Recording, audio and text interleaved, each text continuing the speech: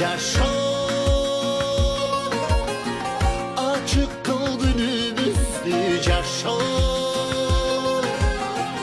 carık kıl yüzümüzdü. Yaşa,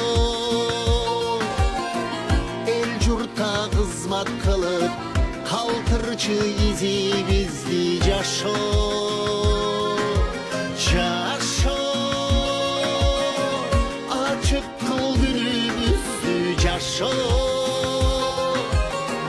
carık kıl yüzümüzdü. Yaşa.